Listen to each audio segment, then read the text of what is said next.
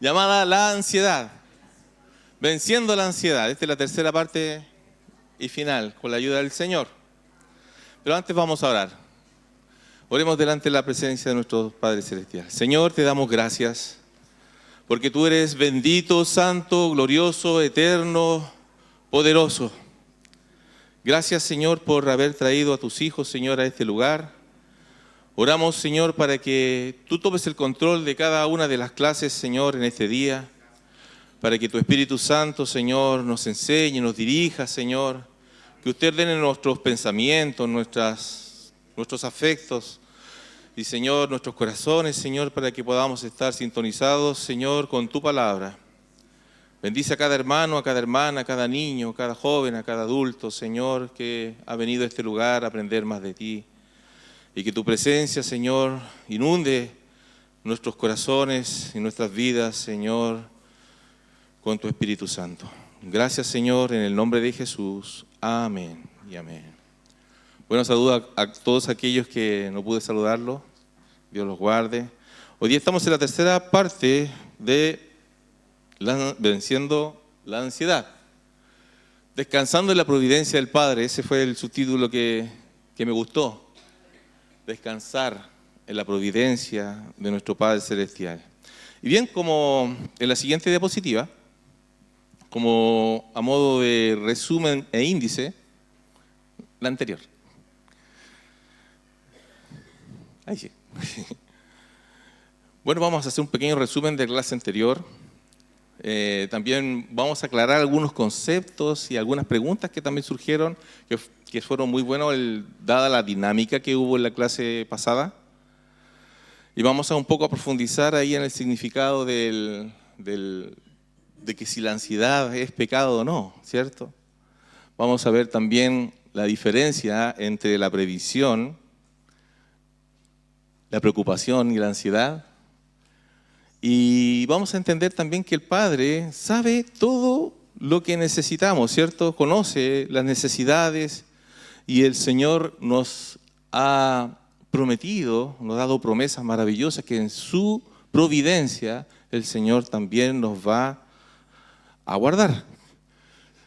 También vamos a ver el secreto de Mateo 6:33, que quedó pendiente de la clase pasada, y vamos a ver cómo podemos vivir un día a la vez. Así que vamos a ir ahora inmediatamente al pasaje bíblico, donde vamos a estar reflexionando, y vamos a leer Mateo 6, los versos 25, y luego nos saltamos del 31 al 34. Así que lo leemos en el nombre de nuestro Señor Jesucristo.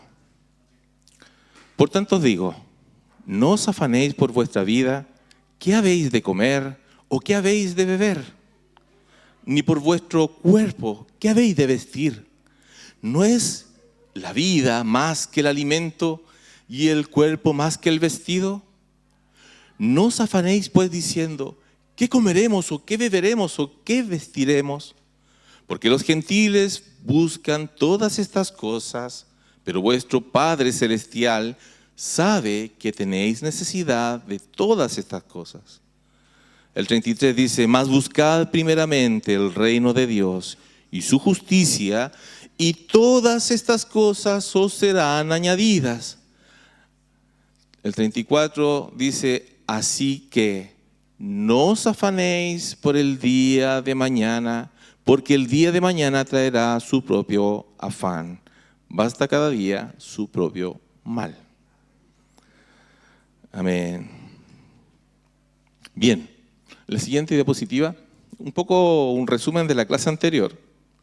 Bueno, en la clase anterior, amados hermanos, un poco tratamos de definir qué es lo que era la ansiedad y vimos que hay un término ahí griego que significa merimnao, que es de alguna manera estar dividido por dentro.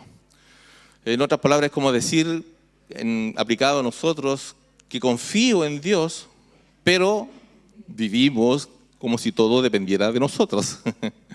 Hay una especie de divorcio teológico con respecto a lo que creemos y a lo que hacemos en nuestra vida diaria.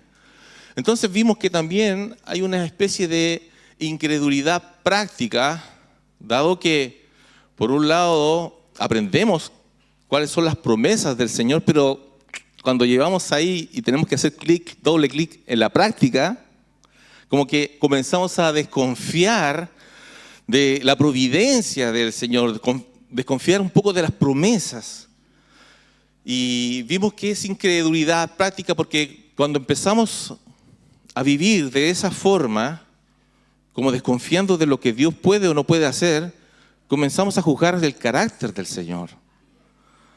Y en vez de entregarle el control a Dios, queremos nosotros tener el control de las cosas. Cosa que es algo ilusoria, ¿cierto? Nunca podemos tener el control de todas las cosas. Entonces, también vimos que el argumento de Jesús va de menor a mayor, porque Él comienza viendo que nos dice, miren las aves, ¿cierto? Miren las aves, ellos no están afanadas, ¿cierto? Ellos buscan, ellos viven el día a día.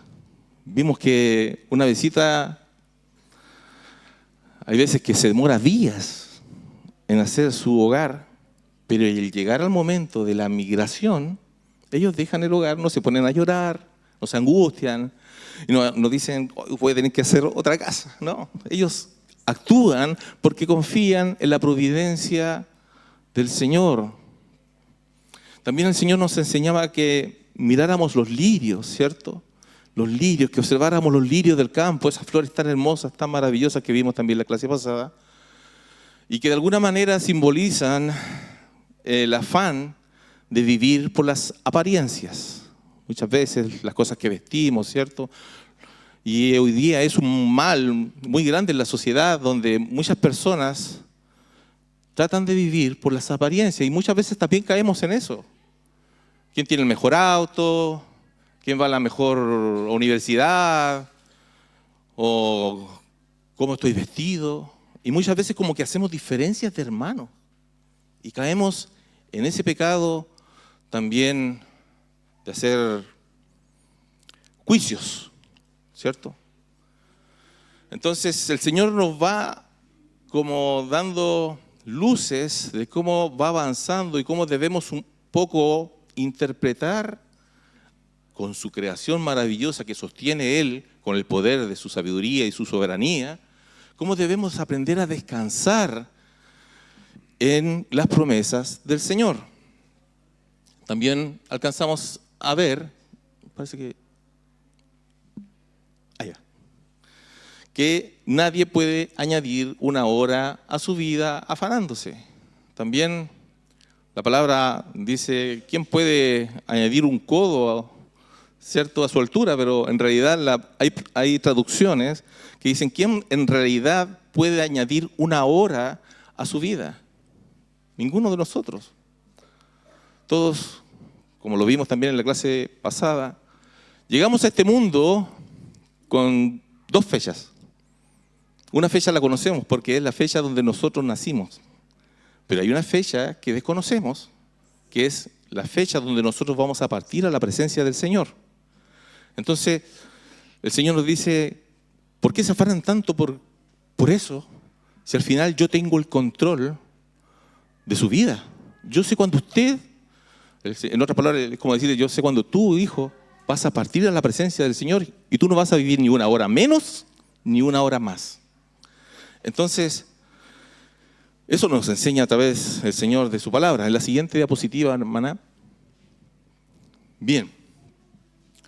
Vamos un poco a profundizar sobre este punto, dado que igual hubieron algunas dudas con respecto a si la ansiedad realmente es pecado o no. Y vamos a aclarar un poco algunos conceptos. Algunos conceptos porque sí, hay que un poco separar la emoción con la respuesta que uno le da a esa emoción, con la respuesta del corazón a esa emoción. La emoción es una reacción fisiológica, ¿ya? Es la respuesta normal que, por ejemplo, puede darle el cuerpo a usted a sentirse en una situación de desesperación, por ejemplo, una situación de peligro, que es lo que se libera, bueno, biológicamente como el cortisol. ante ciertas situaciones que son reales, ¿cierto? Entonces, por ejemplo, si usted de repente está cruzando la calle y de repente se le cruza una micro, uno inmediatamente como que empieza a dar un salto y como que empieza a acelerarse el corazón. O de repente hay algunas madres que en alguna situación de peligro de sus hijos, por ejemplo, incluso han llegado a mover algunos vehículos. Entonces, eso es algo que el Señor nos entregó como respuesta fisiológica ante situaciones reales como un accidente o puede ser también un terremoto que están de moda en estos días, ¿cierto? Pero si bien la emoción per se no es un pecado, pero ¿qué hacemos después con esa emoción? Es ahí el problema. ¿Qué hacemos con esa emoción? ¿La exageramos? ¿Continuamos pensando día tras día, hora tras hora sobre esta situación? ¿O finalmente si se la entregamos al Señor?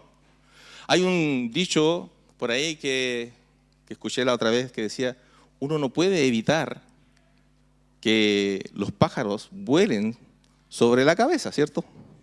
Usted no puede evitar ahí sentado en algún lugar, en una plaza, que los pajaritos vuelen sobre su cabeza.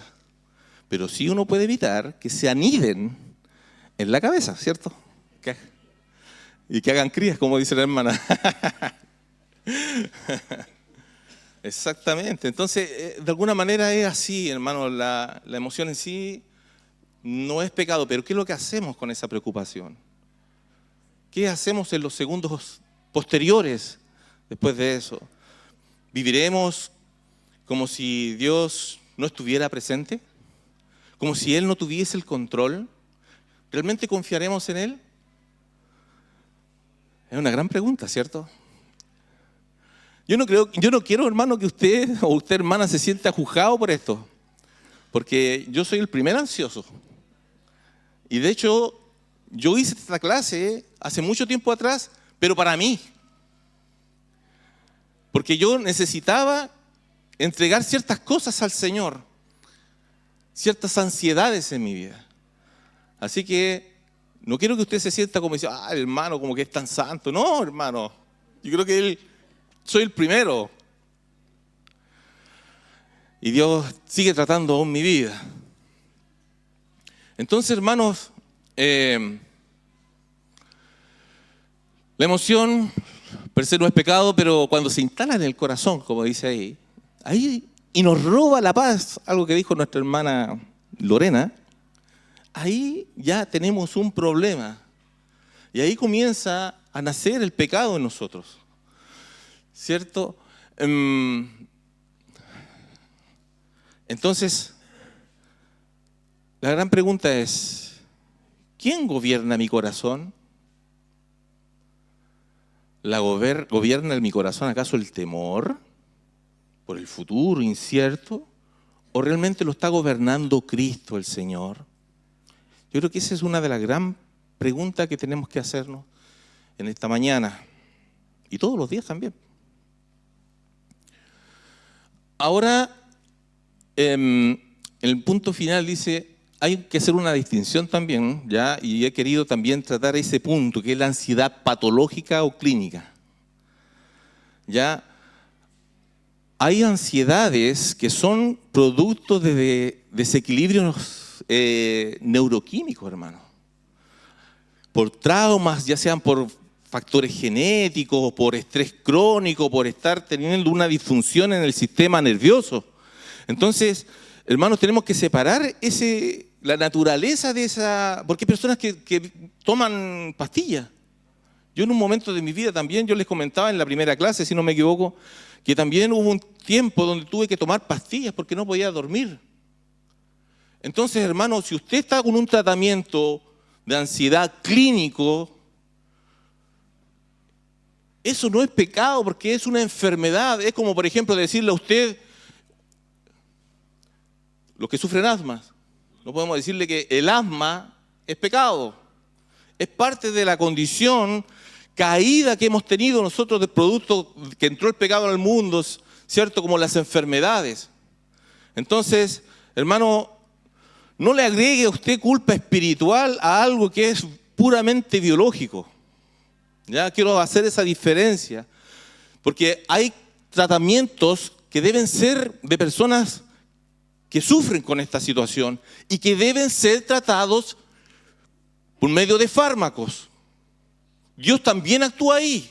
Si usted va y va al médico, al doctor, producto de que tiene ataques de ansiedad, tiene que tratarse ese tema.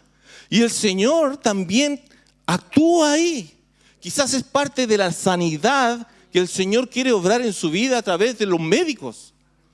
Muchas veces nosotros como que decimos, no, es que el Señor tiene que sanarme de esta forma, como yo digo. Y no es así. Uno no le puede dar órdenes al Señor. El Señor hace como Él quiere. Y Él utiliza también como medio de gracia los médicos. Cuando usted tiene que operarse, bueno, nuestro pastor el día de mañana tiene que operarse. Señor, si Él quiere, lo sana, ¿cierto? Pero el Señor también utiliza a los médicos como medio de gracia para obtener la sanidad. Yo también me he operado, yo tengo, 1, 2, 3 o 4 operaciones más o menos. Entonces, hermano, ¿por qué le digo esto? Porque tengo el caso muy cercano de un familiar que no iba a médico y decía, no, es que el Señor tiene que sanarme de esto porque yo tengo que echar mano a la fe. No iba a médico, tenía un problema en el estómago y ella decía que tenía fe, y todos le rogábamos que por favor fuera. Y ya fue después de los 2 meses cuando ya la cuestión no daba más. Al final se murió, porque tenía ese pensamiento, lamentablemente, de que el ir a médico es pecado. Hay personas que llevan la fe al extremo, y como que esa fe, más que convertirse en una virtud, se convierte en un extremo dañino. Claro, porque es como que yo le digo, Señor, yo quiero que actúes de esta manera como yo pienso. Y el Señor actuó, en la palabra de Dios usted va a ver. Había un rey que también, que se iba a morir. Y el Señor le dijo, prepara tus cosas, te vas a morir. Y el rey se humilló, ¿cierto? Y el profeta se devuelve con la palabra del Señor, le dice que el Señor te ha dado 15 años, no recuerdo bien, 15 años más de vida. Y el Señor pudo haberlo sanado con la palabra, eso a mí que me impacta eso, pudo haberlo sanado con la palabra. Inmediatamente, está sano, inmediatamente hubiera sanado, pero el Señor usó una masa de higos. ¿Por qué? Yo decía, ¿pero por qué, Señor? Usaste una masa de higos. Ese era el medio de gracia que el Señor le dio a esta persona. Pero bien, eso quería un poco hacer este paréntesis, porque ese tipo de ansiedad, hermanos, tiene que tratarse médicamente. Así que yo no me atrevería a decir livianamente que es un pecado, sino que esa persona necesita ayuda profesional. Sigamos.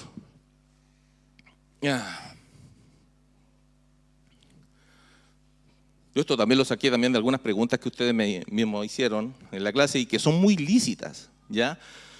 ¿Dónde dice literalmente, por ejemplo, que esto es pecado? Bueno, decir que hay cosas que en la Biblia no tiene como un listado moderno de los pecados que existen. Por ejemplo, no le va a decir usted en la Biblia, o dime dónde están los versículos, dónde están las redes sociales, es pecado. No, ¿cierto? O de repente, si los videojuegos son pecados, o la adicción al celular, o la apuesta online, o el no por digital, o fumar. Una vez también escuché oye, pero ¿dónde fumar marihuana es malo? Si la marihuana lo creó el Señor, una vez me dijo un joven. y en ese tiempo yo no supe responderle, pero el tema, hermanos, es que más allá que buscar una lista específica de qué cosas son o no pecados, nosotros, bueno, la Escritura nos habla de principios bíblicos dados por Dios para evaluar mi conducta y la suya. Son principios bíblicos que uno debe tomar de la Escritura y aplicarlo a cierta conducta que tengo. Usted podrá decir, oiga, pero ver películas es pecado. Ya, pero depende de qué película. No podemos encasillar todo a través de una percepción que nosotros tengamos, sino que tenemos que aplicar un principio bíblico. Y así funciona la palabra del Señor, a través de principios espirituales que nos dan la guía de que nosotros podemos tomar para saber cómo comportarnos, saber qué cosas hacer y qué cosas no hacer. Por ejemplo, un principio bíblico es: todas las cosas me son lícitas, mas no todas me convienen. Todas las cosas me son lícitas, mas yo no me dejaré dominar por ninguna. Y ahí hay un problema. Porque cuando yo puedo estar navegando, las redes sociales son buenas, yo me comunico con familias que están en el norte para saber cómo están, o simplemente para mirar, pero si de repente eso absorbe, ¿cierto?, todo mis horas, absorbe mi tiempo, mis responsabilidades, especialmente los que trabajamos, ¿cierto? No podemos estar mirando, ¡ay, qué es lo que dice Facebook! Si estoy trabajando, estoy robando el tiempo a mi trabajo. Yo tengo que, estas cosas que yo le predico, tengo que predicármelo a mí también. Si esto pasa, nos pasa a todos, ¿cierto? Entonces, amados hermanos, tenemos que vivir bajo principios espirituales que están en la palabra del Señor. Entonces usted puede preguntar, ¿esta práctica estará dominando mi vida? ¿Acaso estará ocupando la mayor parte de mi tiempo con alguna de esas cosas que están ahí como iconografía? ¿Acaso esta situación me está robando la paz? Qué importante es eso, hermano, preguntarse. ¿Qué es lo que nos roba la paz? ¿Qué nos roba el tiempo? ¿Cierto? Bien, la siguiente diapositiva.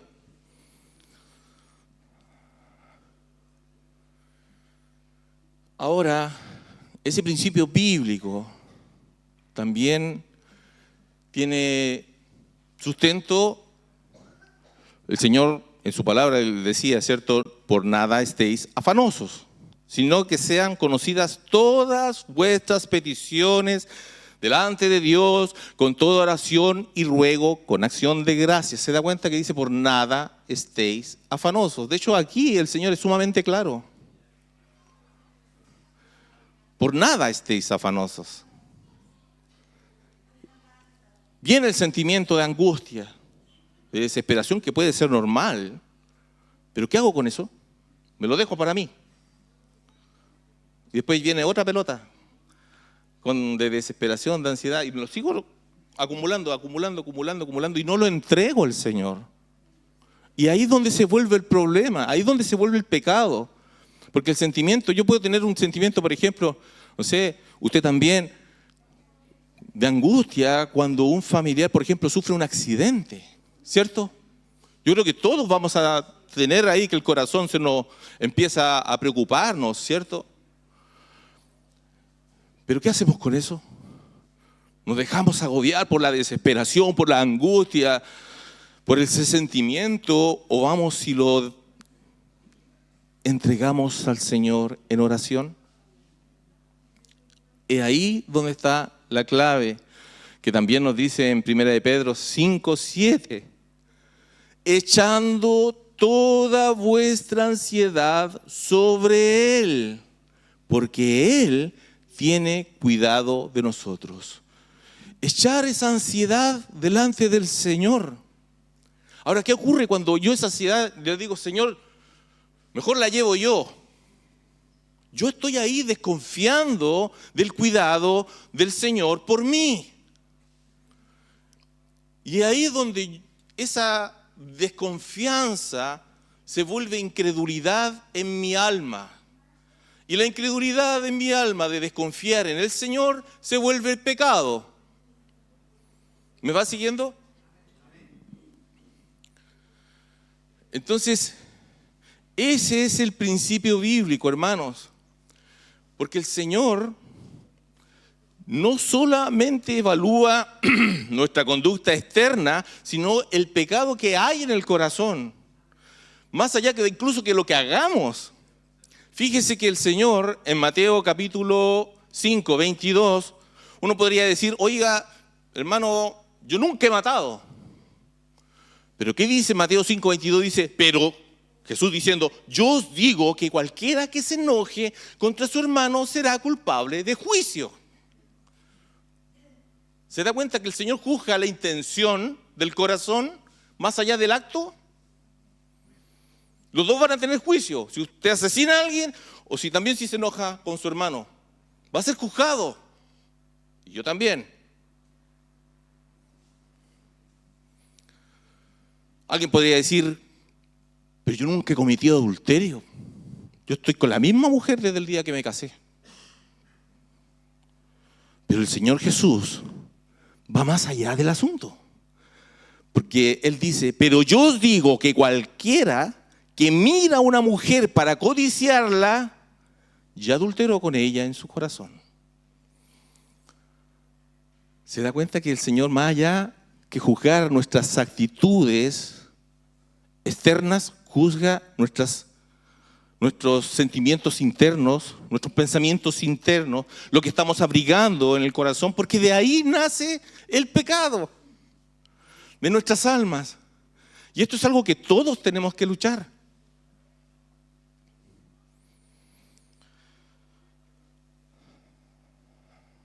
Dios no solamente evalúa lo que hacemos, también evalúa lo que amamos, lo que deseamos, lo que pensamos y lo que buscamos. Amén. Gloria a Dios. Sigamos con el siguiente ejemplo. El ejemplo sin pecado. Vamos a ver aquí en esta lámina el ejemplo supremo. El ejemplo de nuestro Señor Jesucristo cuando se enfrentó, yo creo que una de las experiencias más terribles que puede tener una persona, donde Él se encontraba ahí en el Getsemaní, en un momento donde le pide ayuda a sus discípulos, que estuvieran con Él, en ese momento de angustia, ¿cierto? De tristeza, de agonía. Y los discípulos se quedan dormidos. ¿Cierto? Alguien podría decir, pero Jesús estuvo ansioso, mira. Estuvo angustiado. ¿Qué hacemos entonces con Jesús en el Getsemaní? Sudando esas gotas de sangre. El nivel de ansiedad clínica que tenía en ese momento el Señor, que era tanta la angustia que sentía, que todo su cuerpo le decía que no.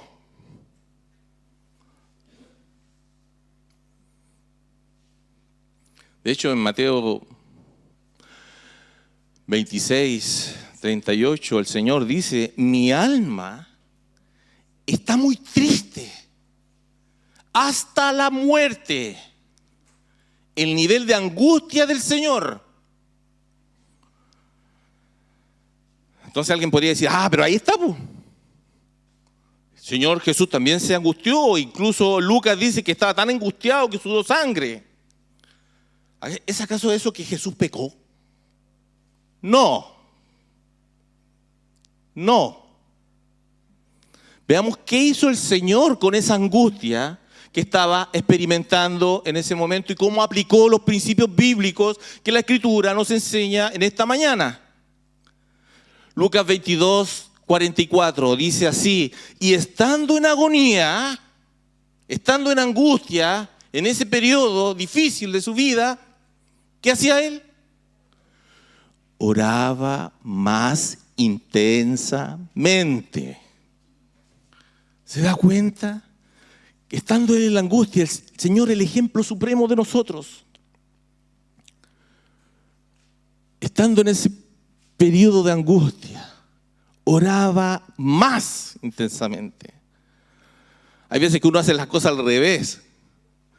Se queda con la angustia y ora menos. ¿Cierto? Pero el Señor nos está enseñando que si estamos angustiados quizás necesitamos más oración. Usted y yo. Quizás necesita levantarse más temprano para dejar esa angustia en las manos del Todopoderoso Dios. Yo también. Yo soy el primero.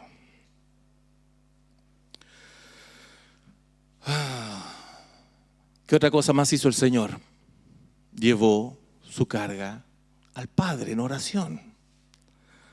Así como dice Primera de Pedro 5:7, echando toda vuestra ansiedad sobre Él,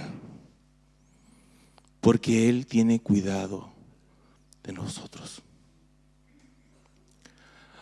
Hay un evangelio donde dice que después, porque los discípulos se estaban durmiendo ahí, ¿cierto? Vino un ángel y lo sostuvo al Señor. ¿Cuánto más le sostendrá el Señor a usted y a mí en los periodos de angustia, de desesperación, si usted y yo llevamos esa ansiedad y esa preocupación a las plantas de nuestro Señor?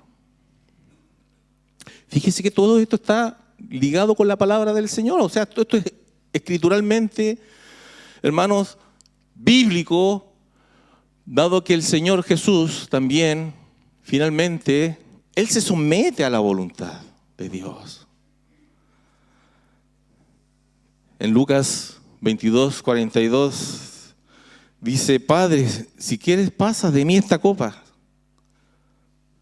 pero no se haga mi voluntad, sino la tuya. Qué importante, hermano, es someterse a la voluntad del Señor.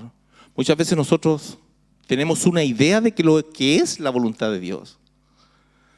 A veces pensamos ilusoriamente que la voluntad de Dios es que vivamos en un mundo feliz, que no nos falte nada, que no tengamos ojalá ninguna dificultad. Pero eso no es el Evangelio. Eso no es el Evangelio. Eso es una idea falsa que ha instalado ciertas personas en la mente de la gente, que le dicen, si tú vienes a Cristo, no te vas a enfermar más. Mentira.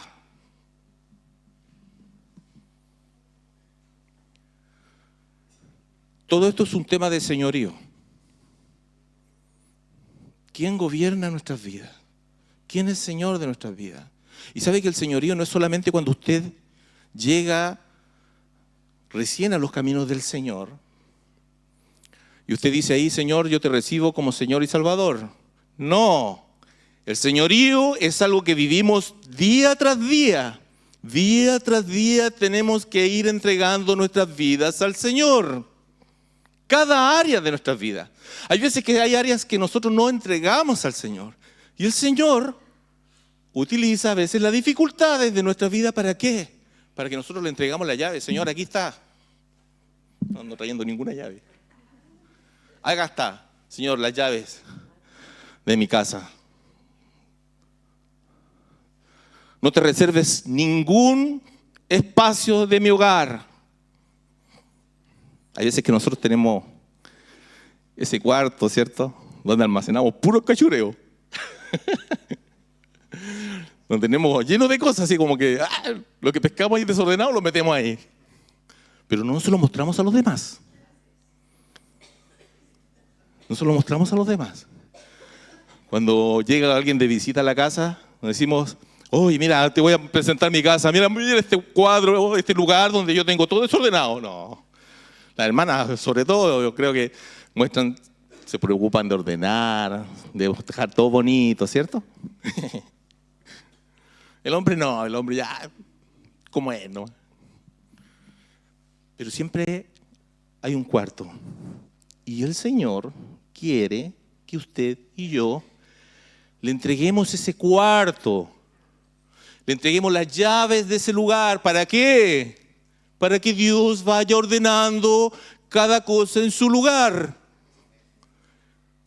Eso es lo que quiere el Señor. Eso se llama, hermano, el proceso de santificación, donde todos estamos. Hay algunos que van más avanzados, otros que vamos comenzando. Entonces, hermanos, el Señor lo dice ahí, hágase tu voluntad. ¿Cuántas veces nosotros tenemos que decirle al Señor? Ay, nosotros decimos, Señor, pero que pase esto, que sea mi voluntad. Dios mío. Un hermano decía, nosotros siempre como que sacamos nuestra agenda cuando oramos al Señor. Nuestra agenda y le decimos, Señor, por favor, firma acá. Que se cumpla esto. Pero el Señor tiene una agenda mucho más grande y la pone así, ¡pah!, sobre la nuestra. Y nos cambia todo. Dios es soberano. Y también quiere hacerlo en nuestras vidas. La siguiente diapositiva vamos a pasar del ejemplo supremo a la diferencia, hermanos, entre la previsión, preocupación y ansiedad. También fue parte un poco de lo que la semana pasada como que quedó en el aire. Yo me río porque estoy nervioso. No es que... Pero estas cosas quedaron en el aire y yo decía, pero Señor, ¿cómo lo explico? Yo termino la clase y digo, Señor, esto lo habré explicado bien. ¿Qué habrá entendido el hermano, la hermana?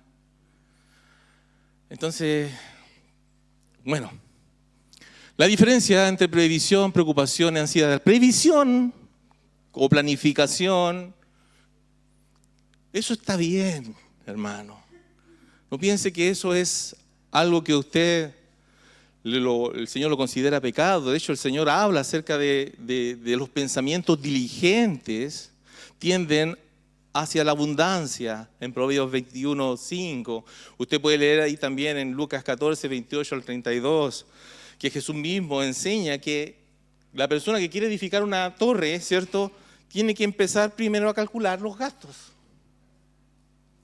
Entonces, hermanos, eso es anticipar con sabiduría las necesidades futuras que tengamos nosotros, permitiéndonos trazar una meta hacia donde queremos llegar. Pero esa planificación también tenemos que entregársela al Señor. Eso es bueno, ¿ya? Es como preguntarse, ¿qué puedo hacer yo hoy responsablemente frente a algo que pudiera ocurrir el día de mañana? También está la preocupación legítima, ¿cierto? Que es esa inquietud que es producto de hechos que pueden ser reales y razonables. Y finalmente está la ansiedad pecaminosa, que es ese desconfianza o ese control excesivo que comienza a desplazar nuestra fe y nuestra confianza en el Señor. Para graficarlo esto, vamos a ver un ejemplo en la diapositiva siguiente. Mire, supongamos que viene un temporal, tan de moda en estos tiempos. La próxima semana hay temporal. Va a llover mucho. Uno puede tomar una planificación, una previsión, ¿cierto? Uno puede revisar, por ejemplo, el techo, comprar quizás algunos alimentos de más, cargar algunas baterías por si se corta la luz. Eso es prudencia. Preocupación normal, puede haber una inquietud ahí que lo mueve a planificar, ¿cierto? Pero ¿qué pasa cuando vemos, por ejemplo, la ansiedad pecaminosa y empezamos a preguntarnos, ¿pero y si se corta la luz? ¿Y si se inunda la casa? ¿Y si pierdo todo? ¿Y si viene un tsunami? ¿Qué voy a hacer? No puedo dejar de pensar en esto. Entonces pasa que después no podemos dormir. Empezamos a revisar constantemente las noticias. Empezamos a imaginar escenarios sumamente catastróficos. ¿Por qué? Porque no sentimos que empezamos a perder el control de todas las cosas, ¿cierto? Pierdo la paz, lo que decía la hermana Lorena en la clase pasada, y finalmente dejo de confiar en el Señor. Eso es ansiedad pecaminosa. Yo creo que esto todos los hermanos, ahora especialmente que está temblando tanto, ¿cierto? Ahora discutíamos a la señora, oye, queríamos ir con los niños a la playa. Oye, pero ¿y si tiembla? ¿Y si hay un terremoto? Y justo llega un tsunami. Mejor quedémonos en la casa. Entonces, ahí uno tiene que empezar a mirar si realmente es parte de la confianza, porque si viene el terremoto nos va a pillar en cualquier lado. Pero cuando empezamos a dejar de hacer cosas por ese temor, ya se vuelve algo pecaminoso porque dejamos de confiar en la providencia del Señor. Seguimos. Estamos casi bien. La siguiente diapositiva.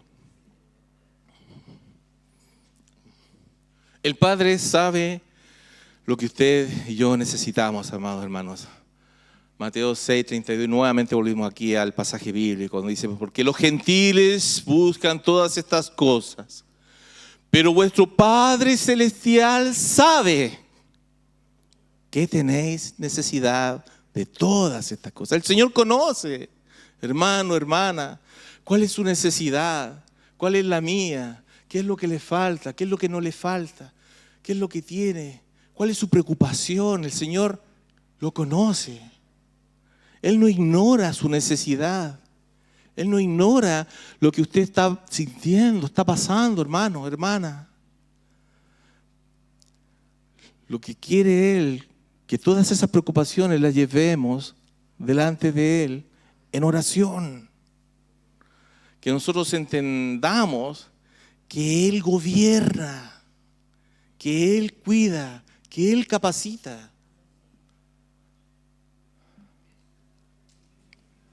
Hay un concepto teológico que se llama la providencia de Dios. La providencia de Dios es algo que nosotros creemos que no solamente Dios, sabemos que Dios creó el mundo, ¿cierto? Pero también sabemos que además de crear el mundo por completo, el Señor sostiene a toda su creación a través del gobierno que Él ha determinado. No hay nada, hermano. ¿Sabe que la Biblia dice que no hay ni un ave que caiga del cielo sin que está la permisión del Señor? No hay ni un cabello, incluso de nuestras cabezas, que se caiga sin el permiso del Señor. Con algunos el Señor se ensalzó, ¿cierto? No. No. Pero el Señor tiene soberanía.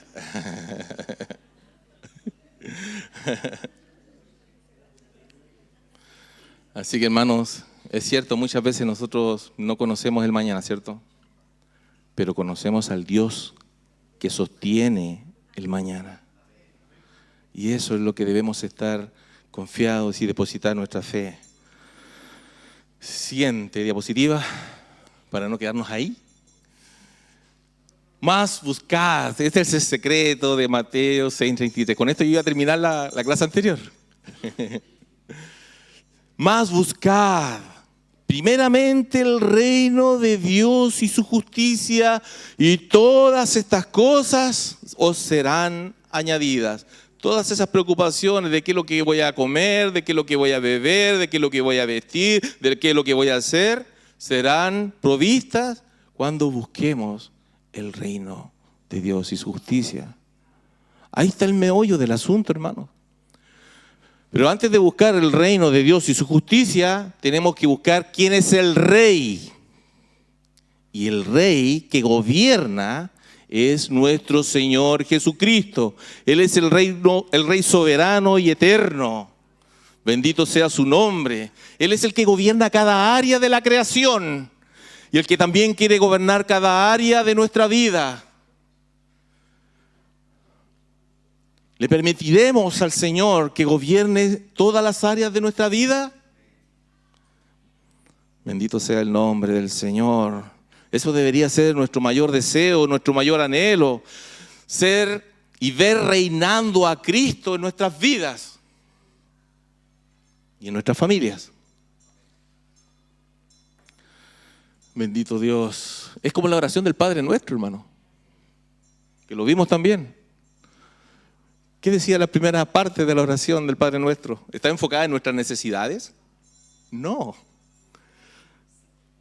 Estaba en exaltar justamente el Señor, como dicen nuestros hermanos. Venga tu reino, hágase tu voluntad, santificado sea tu nombre. Y luego vienen las necesidades nuestras. Cuando nosotros tenemos calibrado que el reino de Dios, que el gobierno de Dios es por sobre todas las cosas, luego nos dice el Señor, pueden pedir por sus necesidades. Amén. La siguiente diapositiva. Parece que vamos bien. Ahí está. Dice, la segunda, claro, esa parte dice también, buscad primeramente el reino de Dios. Esto lo estamos pasando sumamente rápido. Y también dice, y su justicia. ¿Cuál es la justicia que nos se refiere a la palabra de Dios? Ahí en el mismo Sermón del Monte que estamos revisando, en Mateo 5, 6, dice, bienaventurados los que tienen hambre y sed de justicia. Esa justicia que proviene de Cristo, hermanos, que proviene de rendirnos completamente al gobierno del Señor en todas nuestras áreas. Fíjese que este es el secreto, hermano. No es que usted deje de sentir ansiedad, lo vamos a seguir sintiendo. O deje de sentir preocupación. Jesús acá nos está enseñando una técnica de reducción del estrés. Él está enseñando una actitud radical del corazón. Él quiere gobierno en nuestras vidas. Eso es lo que quiere el Señor. Por eso buscar su justicia significa anhelar y practicar una vida recta, santa y obediente que agrada al Señor. Nosotros somos ahora militantes del ejército del Señor. Y un militante del ejército, que hay algunos hermanos que han estado en el ejército o en la armada, ellos obedecen órdenes del Señor, no los cuestionan, se someten a la voluntad de quien que está a cargo. En este caso a nosotros debemos someternos a la autoridad del rey. Y el hombre que tiene sed de justicia desecha la justicia propia, no anda justificándose. No, es que yo soy así, pues hermano. Yo soy así, preocupado, excesivo, compulsivo. No, me someto mi ansiedad, mi preocupación ante el Rey. Y que eso, hermano, me va a llevar a mí y a usted. ¿Qué es lo que nos va a llevar naturalmente cuando nosotros buscamos el reino de Dios y su justicia? Al proceso de santificación. Porque cada vez que miramos, empezamos a enfocar nuestra vista, nuestra mirada en las cosas celestiales, como lo vimos en la primera clase, nuestro ojo comienza a calibrarse, comienza a recibir la luz de la Escritura, de la palabra del Señor, del Espíritu Santo, y empezamos a mirar mejor. Empezamos a entender la soberanía de Dios, la providencia del Señor, cómo actúa en nuestras vidas. Pero si no pescamos nuestra Biblia, si no oramos, no tenemos intimidad con el Señor, no podemos ser santos. Ojo, santo no significa sin pecado, significa apartado. El Señor nos impregna de su santidad a nosotros, hombres y mujeres pecadoras y pecadores. Pero cada vez más nos va impregnando de su santidad. Cuando buscamos en su palabra, cuando estamos en oración, cuando usted lleva su angustia, su desesperación en oración, entregársela ante el Señor. Comenzamos a mirar las cosas, comienza a ver algo que el mundo no tiene, que es paz. Paz en nuestras vidas. Y muchos necesitamos la paz del Señor. Porque hay tantas cosas que cumplir, tantas tareas. Necesitamos la paz de Cristo. La paz del Rey. La paz que viene de este tesoro celestial que no perece ni se acaba. ¿Cierto? Bendito Dios. Y finalmente, la próxima diapositiva. Caminar un día a la vez.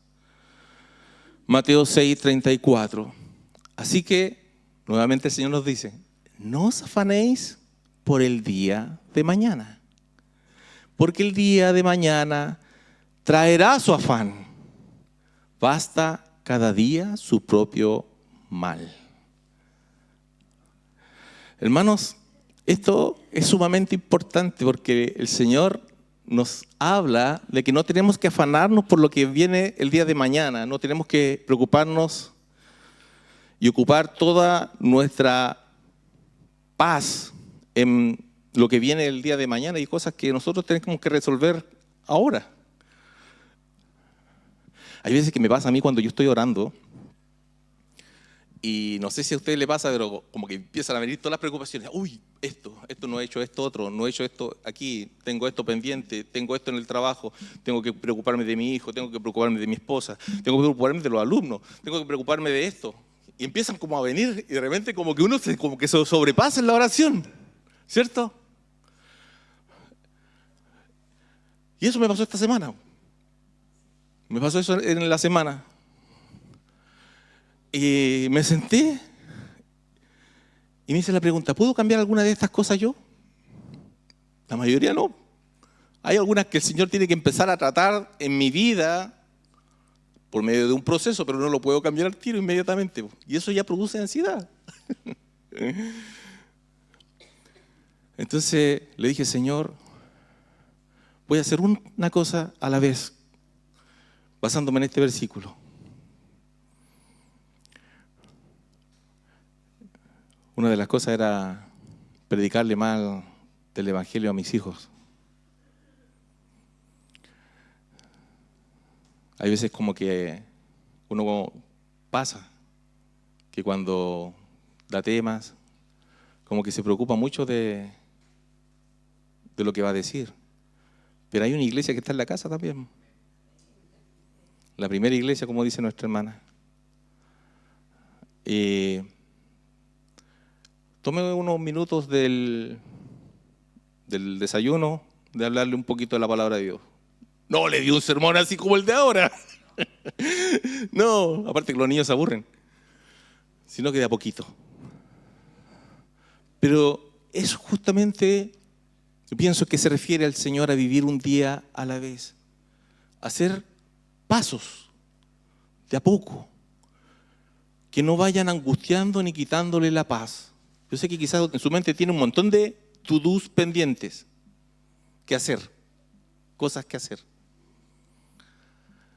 Pero un día a la vez, dice el Señor. Fíjese que el Señor esto lo transmite en toda parte de su palabra, porque es un principio bíblico. Él promete que nos va a sostener a cada uno de nosotros un día a la vez, ¿cierto? De hecho, hasta los israelitas, cuando les da el maná al Señor, se lo daba por el día. ¿Se da cuenta? ¿Y qué pasa si guardaban? Se echaban a perder y se volvían gusanos, ¿cierto? Es una enseñanza bíblica, es un principio vivir un día a la vez. Bendito Dios. El cristiano debe caminar sustentado por la gracia del Señor cada día. Usted y yo debemos pensar y pedirle al Señor que nos dé esa gracia diaria que necesitamos para poder hacer frente al día a día. Tratar de no echarnos más carga. Porque el Señor nos enseña a vivir un día a la vez. Ojo, eso no quiere decir que no planifique. Ya hablamos ya de ese tema. No se vaya con eso. Entonces, hermanos, un día a la vez significa no afanarse por el futuro. ¿Por qué? Porque sabemos que hay un Padre celestial que nos sustenta. Hay un Padre celestial que está preocupado por usted, que ha prometido en sus promesas que los va a sostener. Ayer hablábamos con un hermano y decía, ¿por qué a veces que vemos tan pocos milagros hoy día? Por ejemplo, hoy día a los jóvenes, ¿Cómo le enseña a uno que hay cosas que antes tenía que confiar por fe? Por ejemplo, hoy día está la cuenta corriente, la línea de crédito, si te falta plata, ya la línea de crédito. Pero antiguamente, ¿qué es lo que hacían los papás? Me falta el gas, se me acabó el gas y estamos a 15. Me arrodillo, clamo al Señor, unjo ese elemento inerte. ¿Y qué es lo que pasaba? Milagrosamente el gas se volvía a encender. ¿O no? ¿A cuántos le pasó? Yo lo veía, yo era niño y veía a mi mamá llorando, ungiendo el aceite, el galón de gas. Llegaba mi papá con el sueldo y se acababa el gas. Justo el Señor proveía hasta el momento que sabía que iba a mandar la provisión. Pero hoy en día, hermanos, necesitamos volver a confiar en el Señor. Bien, mis amados hermanos, el texto bíblico, Filipenses 4:6. Ojalá esto lo pudiéramos aprender de memoria y corriéramos a buscar la Biblia como el pequeño. Por nada estéis afanosos, si no sean conocidas vuestras peticiones delante de Dios en toda oración y ruego. ¿Con qué? Con acción de gracias. Esa acción de gracias es importante, hermano. No queda tiempo para seguir, pero esa acción de gracias es decir, Señor, yo confío y agradezco la provisión que quizás hoy día no veo, pero yo sé que tú te vas a encargar de eso. Filipenses 4:6. Y hay un desafío también para la semana, una tarea para la casa. Convierta cada pensamiento de ansiedad en una oportunidad para orar con gratitud. Cada vez que venga un pensamiento de angustia, de ansiedad, que sea la oportunidad que Dios nos da para llevarlo en oración. Que el Señor les bendiga, que el Señor les guarde. No sé si hay alguien que quiera decir alguna pregunta, puede ser, o alguna reflexión también. ¿Alguien que se anime?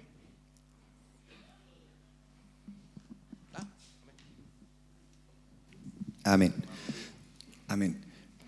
Hermano, yo creo que, volviendo un poquito más atrás, cuando usted hablaba de que muchas veces se nos cuestiona a nosotros los hijos del Señor que no podemos fumar, beber. Yo creo que hay un principio bíblico muy importante que nunca nosotros debemos dejar pasar por alto, que nuestro cuerpo es templo del Espíritu Santo. Y al igual que todos los que nos gusta hacer aseo en la casa y mantenerlo limpio, yo creo que un templo o una casa no debe estar sucia por dentro, como decía usted, y quizás no solamente la apariencia por fuera. Entonces, en base a eso, uno tiene que ver qué es lo que conviene, y lo que decía la palabra, ¿cierto? Que todo no es lícito, mas no todo nos conviene.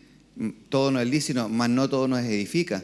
Entonces, en base a eso, yo creo que esa respuesta es poder decir al mundo, a la gente que nos cuestiona eso, es que no es que nosotros nos prohíban fumar, por dar un ejemplo, simplemente que nuestro cuerpo es templo del Espíritu Santo y por eso yo tengo que mantenerlo lo más sano posible. Amén. Amén. Muchas gracias, hermano Rodrigo, por su comentario. De verdad, muy acertado. Amén. Justamente, vivir por principios bíblicos. Ese es el punto. ¿Alguien más? Hermano, ahí el hermano Enrique. Amén. Que el Señor les bendiga, hermanos. Como clase también estoy agradecido del Señor por toda esta clase. Qué importante es poder contextualizar también el tiempo que vivía Jesús cuando le habla. ¿A quién le habla? Esta materia se la habla a sus discípulos. Y se lo está hablando también a los seguidores. Había un grupo de gente que había llegado.